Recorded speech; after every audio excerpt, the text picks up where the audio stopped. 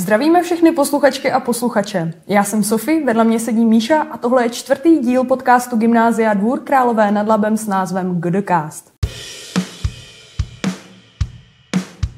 Život v zahraničí, studium při zaměstnání a nadání pro jazyky. To jsou jen střípky toho, jak lze charakterizovat naši dnešní hostku. Jaká úskalí mohou člověka potkat při životě v cizí zemi? A je studium při zaměstnání víc škola při práci nebo práce při škole? Pozvání k rozhovoru dnes přijala paní Marie Černá. Vítejte a děkujeme, že jste přišla. Děkuji taky moc za pozvání.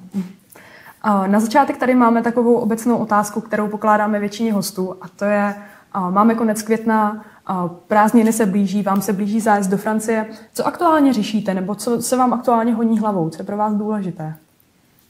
Aktuálně, co je důležité, já teďka mám o dost klidnější období, než jsem měla třeba na začátku tohoto roku, takže já teďka v podstatě těším se moc na zájezd. V podstatě už dojíždíme se všemi třídami klasifikaci, takže už je to o mnohem klidnější, mnohem méně stresu pro mě, takže mám se dobře. Máte ráda ty oblasti, kam se jede se zájezdem, nebo jsou to vaše jako oblíbené destinace?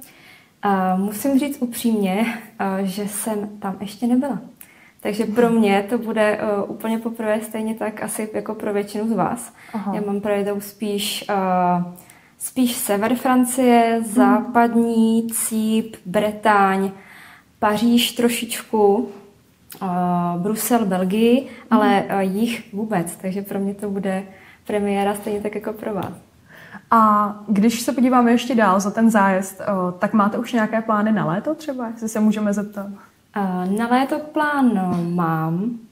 Konečně budu mít trošku víc volného času, asi 3 týdny, protože v podstatě já dělám i táborovou vedoucí, takže během toho léta mám takových víc pracovních povinností, ale asi Korziku. Budu mít 3 týdny naproti Korziky, takže se na to moc těším. Jako nějaký road trip máte naplánovaný? Bude to road trip. Asi dost pravděpodobně pod stanem, takže uvidíme, co mi to přinese. Budu se snažit to co nejlépe si naplánovat, jak to jde. A uvidíme. Každopádně dneska se tu s vámi chceme rozebrat především vaše zkušenosti v několika směrech, ale ještě předtím tady máme takovou rychlou zahřívací rubriku obecných otázek, a to především i pro ty, kteří vás třeba neznají z hodin, takže pojďme rovnou na ně. Považujete se spíše za introverta nebo extroverta? Rozhodně introverta. Rozhodně introverta. Vážně? Ano. Já to asi to umím dobře zahrát, že nejsem, ale jsem rozhodně introvert. Vždycky jsem byla od malička, takže dělalo mi to problém. Komunikace i s lidmi, radši jsem byla vždycky sama, což teď tak trošku paradox, že jsem učitelka, ale je to samozřejmě už mnohem lepší, ale čistý introvert s extrovertem ve mně není asi nic. Tak jo, další otázka. Zkuste se popsat ve 3 slovech. Cílevědomá. Snažím se být empatická a asi roztržitá. Máte jako spíše hodně věcí, které třeba děláte jako v soukromí nebo i pracovně a tak, anebo to myslíte roztržitá, jako že chvíli třeba neposedíte? Asi spíš, že chvíli neposedím, nebo se... Možná mám taky trošku ADHD, ale nikdo mi to nebylo diagnostikované, ale hodně se nadchnu pro spoustu věcí, hodně rychle se nadchnu po spoustu věcí. Ne vždycky u toho dokážu se trvat, ale když je to opravdu jako moje priorita a něco, na čem mi opravdu jako záleží, tak ta cílevědomost tam určitě je a většinou dotahuju ty věci do konce. Ale roztržitost i takových těch běžných denních činnostech, ta tam prostě je. Asi jako všechny moje třídy vědí, že já xkrát zapomenu něco ve třídě, něco napsat, něco poslat, neberte si to špatně, já to prostě mám toho v hlavě moc. A pere se to tam, takže asi takhle. Který žánr hudby posloucháte nejraději? A tady si myslím, že asi většina lidí, které učíte, tak ví. Asi jo. Asi nejčastěji poslouchám metal, metal, rock, alternativní metal, ale mám ráda, ne, že bych nějaký žánr jako odsuzovala, to vůbec, pokud se mi líbí něco, někdo, nějaká skupina, nějaký interpret, tak může to být od Eminema po Arctic Monkeys. A když má Evička Farná pěknou písničku, tak je Evička Farná. Ale asi ten metal a rock je tomu srdíčku jako nejblíž. A máte nějaký background k tomu, že třeba jste to poslouchala už jako od malička nebo tak? Asi jsem se k tomu postupně dostala, nevím, chytlo mě to na základní škole. Rebelka. Asi nějaká rebelie. A mám i hodně přátel, kteří poslouchají stejný žánr, takže... Takže vás spíše ovlivnilo to prostředí třeba? Asi to prostředí, ale myslím, že bych si potom k tomu stejně asi našla cestu i sama. A nejsem plně na popík. Jaké jsou vaše největší koníčky, pokud na ně teda zrovna máte čas? Pokud mám čas, tak asi sport. Asi sport, ať už je to posilování, bruslení. Hodně často chodím po slackline. A asi zpěv. Nemám kapelu, měla jsem chvilku na střední škole, ale bylo to něco, čemu jsem se chtěla vždycky věnovat a nakonec jsem to úplně neuskutečnila, takže baví mě to, ale kapelu žádnou nemám, ale je to taková vášeň. A třeba ten metalový zpěv, nebo? To s mým hlasem úplně nejsem schopná vyprodukovat, ale jestli se někdy poštěstí, tak bych třeba ráda. Posloucháte sama nějaké podcasty? Podcasty, pár francouzských. Poslouchám, ať to jsou, co se týče cestování, ale ne moc často. Musím přiznat, že vím, že teďka takový ten podcastový boom a zase tak často neposlouchám. Já bych se teďka přesunula k těm 2 hlavním tématům, který chceme dneska řešit. A prvním z nich je život v zahraničí. A já bych vás poprosila na začátku pro většinu i nefrancouzštinářů, kteří vás neznají, jak to vlastně s tím bylo. Tak já jsem měla jsem možnost během studií vycestovat 2krát. V obou případech to bylo do Francie, jednou na sever do Lille a po druhé do Rennes. A vždycky to bylo jednou v rámci bakalářského studia, jednou v rámci magisterského. A asi bych to popsala jako jednu z nejlepších zkušeností, kterou můžete během vysoké školy zažít. Určitě pokud máte možnost, tak nad tím dlouze nepřemýšlet a odjet, i když budete mít spoustu pochybností, že to nezvládnete, ono to vždycky nějak dopadne. Určitě bych jako každému doporučila, pokud bude mít možnost, tak to zkusit. A takhle, kdybyste měla popsat, jak tak vypadal váš život ve Francii, tak váš normální den tam, když jste tam zrovna byla, jak to tak vypadalo? Já teda vezmu asi ten druhý Erasmus, protože ten bude asi trošku zajímavější i s tím, že jsem tam měla stáž, nejenom studium, takže jsem do toho i pracovala. V podstatě běžný den ráno vstanete, jdete do školy, tam vás čekají nějaké kurzy, které máte dopředu zvolené. Já jsem teda nebyla nikdy úplně sama, vždycky jsem tam měla buď část třídy, nebo aspoň kamarádku, že jsme na tom aspoň jsme na to byli 2. Takže projdete dopoledne studiem a potom odpoledne nebo v nějakých dnech přicházela stáž, což bylo na prefektuře v krajském městě, to znamená prefektura je něco jako krajský úřad. Takže tam jsem měla stáž, protože jsem studovala francouzštinu a veřejnou správu. Byly tam hodně seminářů zaměřených na Evropskou unii, evropské fondy a celou tu evropskou politiku, což mě hodně zajímalo. A bylo to ve francouzštině, možnost to studovat jak ve Francii, tak v Čechách francouzsky. Takže tahle stáž k tomu byla asi nejblíž a hrozně moc mě to posunulo. Určitě i v komunikaci, osamostatnění se, člověk je v podstatě na všechno sám.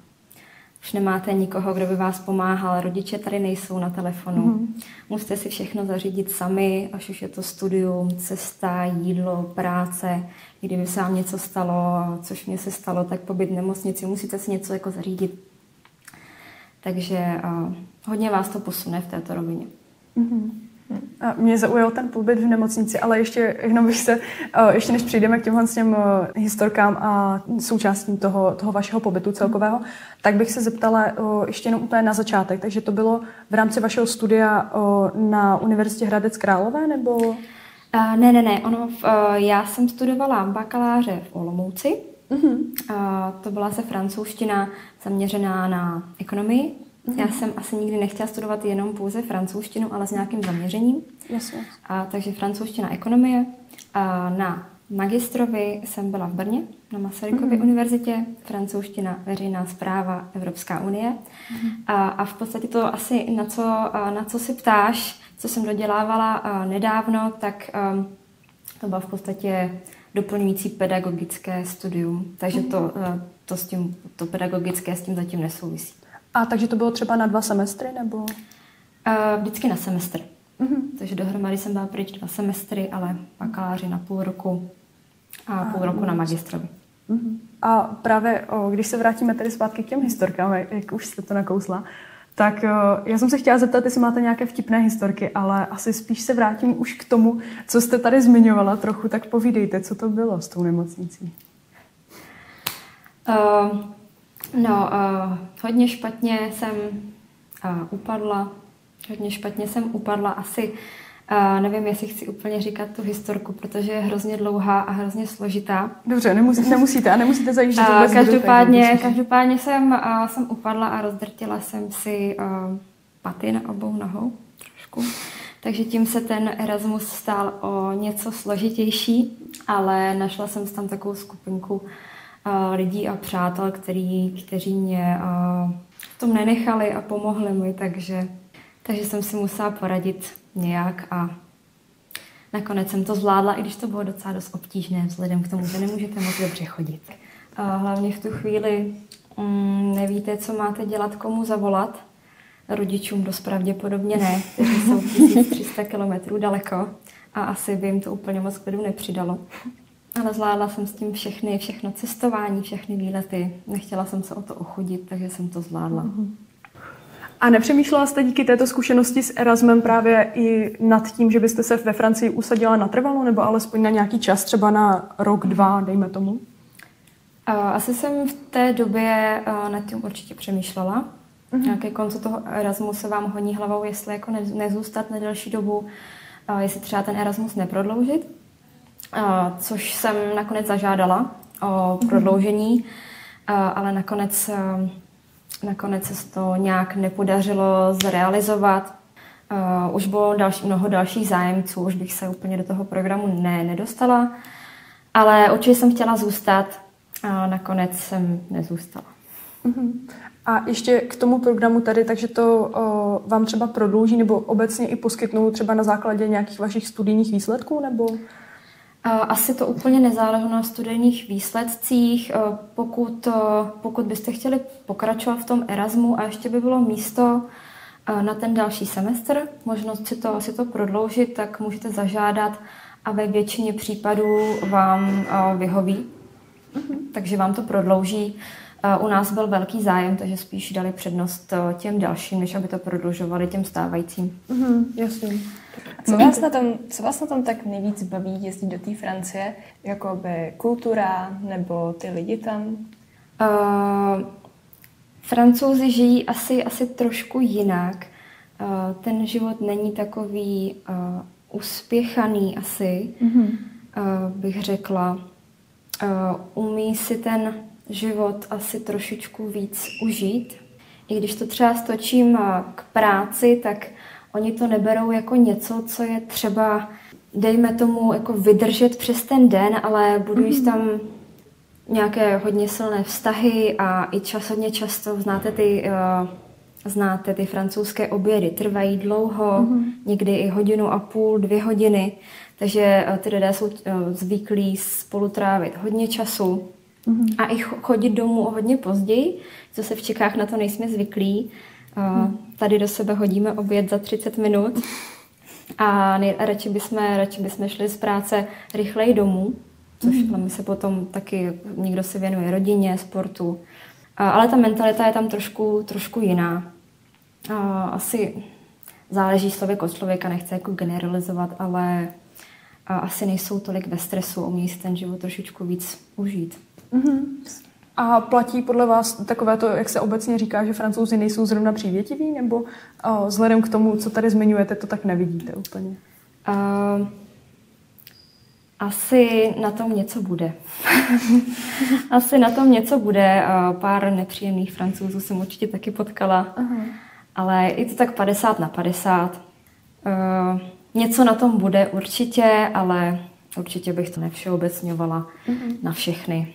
A ještě určitě k té Francii, tak příroda. Tam máte v podstatě všechno. Máte tam nádherné hory, údolí,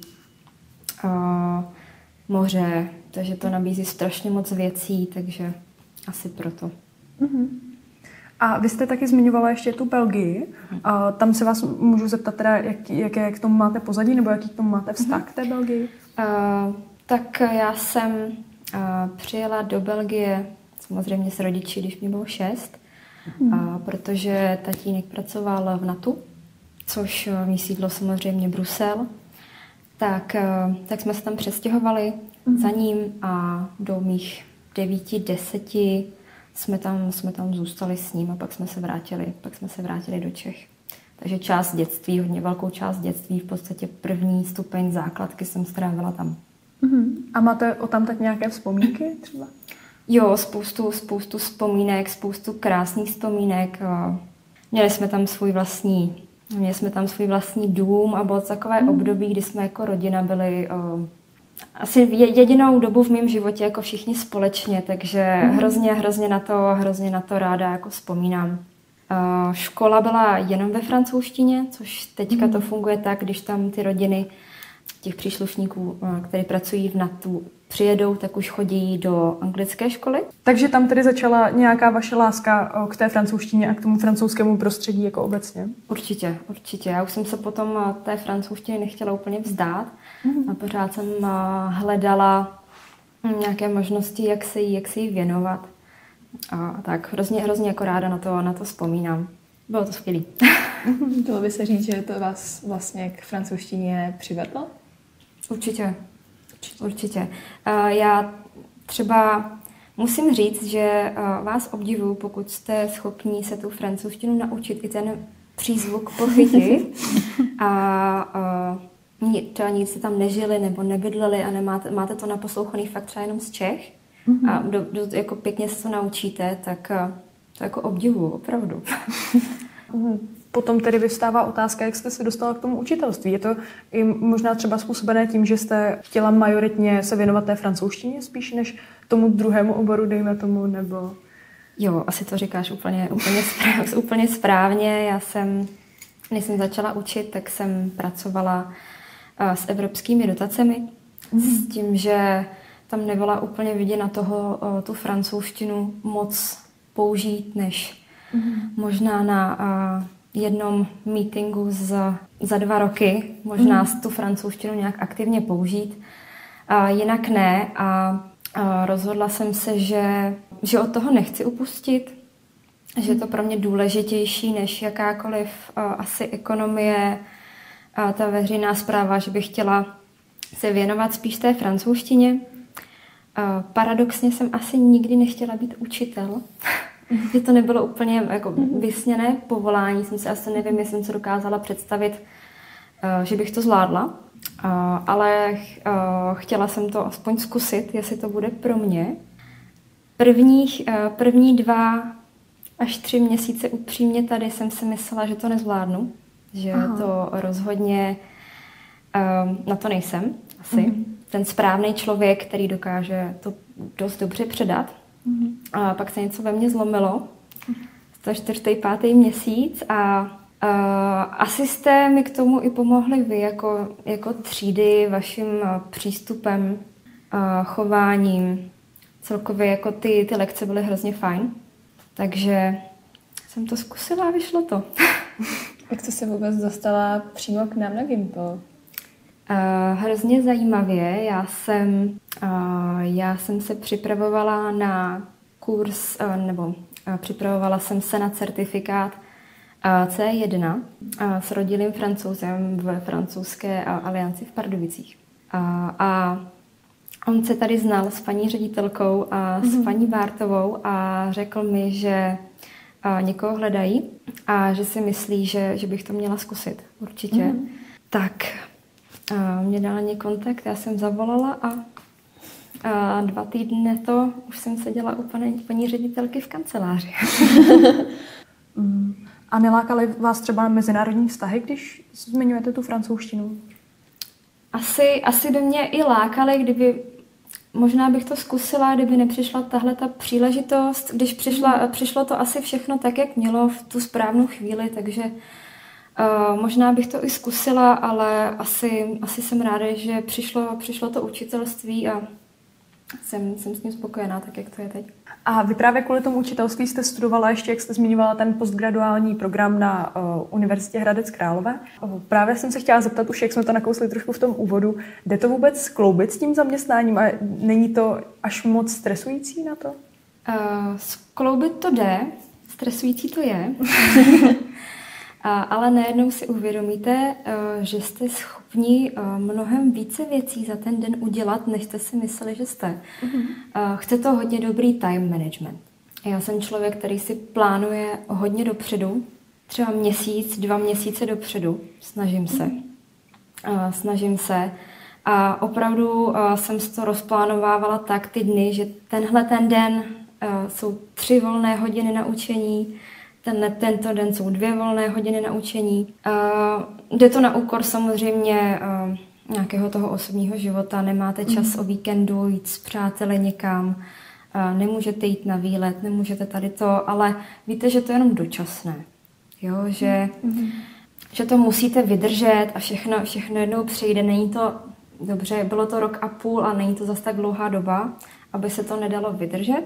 Takže chce to tu vůli, ne všichni od nás to dokázali dotáhnout do konce, ale já když už s něčím začnu, tak se fakt snažím to do toho konce jako dotáhnout. A no těžký to bylo, co si budem, bylo to těžký. A jsem ráda, že už je po všem. Ten poslední měsíc, prosinec, leden, už jsem cítila, že to asi nejsem úplně já.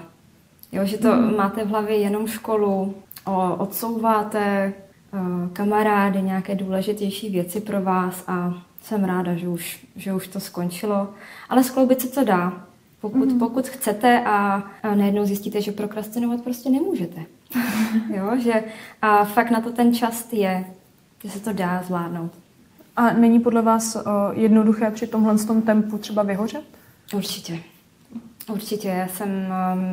Možná jednou jsem nad tím přemýšlela, že to nezvládnu, což jsem tu myšlenku jako hodně rychle jako zaplašila, ale v listopadu mě přišlo, že už je toho opravdu jako hodně. Že už je toho opravdu hodně a i se nechováte tak, jak byste chtěl vůči ostatním, že už jste hodně ve stresu a je to na vás poznat.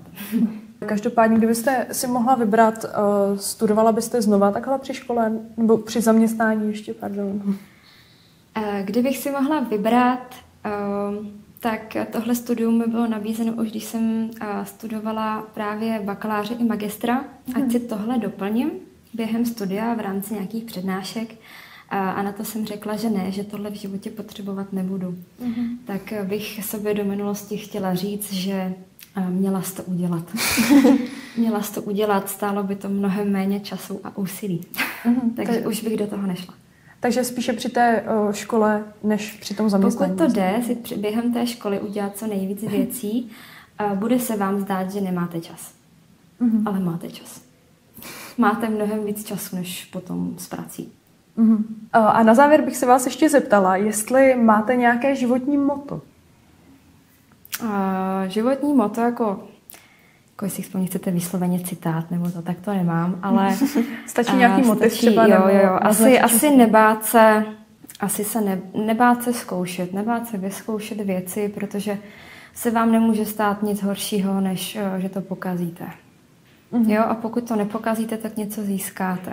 Já jsem xkrát, spoustukrát si myslím, že jsem chtěla něco vyzkoušet, chtěla jsem něco zkusit a nakonec jsem to neudělala, což mě teď mrzí a měla jsem ze spoustu věcí strach a teď si říkám, strach z čeho?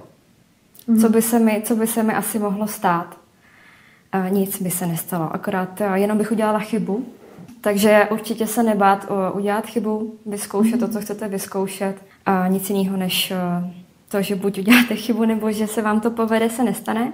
A možná ještě doplním jeden teda citát, který ale naopak nemám ráda. Ale strašně ho všichni používají. Ale nemám ho ráda.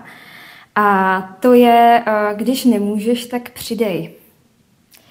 Když nemůžeš, tak přidej. Když nemůžeš, tak si odpočiň. Sakra. Jo, když všechno má své vlastní tempo, vy máte nějaké své vlastní tempo, teďka společnost vás tlačí do nějakého možná perfekcionalismu, být dokonalý ve všem, všechno zvládnout, porovnávat se s ostatními. Když vám možná tělo dává nějaký signál, že je třeba zastavit a když už opravdu nemůžeš, tak si odpočiň. Tak zpomal. Právě tak možná se vyhnete tomu vyhoření. Tak to asi možná, slychám to hodně často ze svého okolí, když nemůžeš, udělej víc, přidej. Každý, ať si jede podle svého vlastního tempa, tak jak nejlíp zvládne. Tak jo, tak s touhle krásnou i francouzsky naladěnou myšlenkou, co bych tak řekla, nebo s myšlenkou takové té francouzské mentality, jakou jsme tady rozebírali, tenhle rozhovor asi uzavřeme. My vám moc děkujeme tady, že jste přišla. Pokud vás podcast zaujal, nezapomeňte sledovat Instagram Školního parlamentu, kde zveřejňujeme, která témata a kteří hosté nás příště navštíví. Můžete nám také psát zpětnou vazbu, za kterou budeme moc rádi. A do dalšího dílu nashledanou.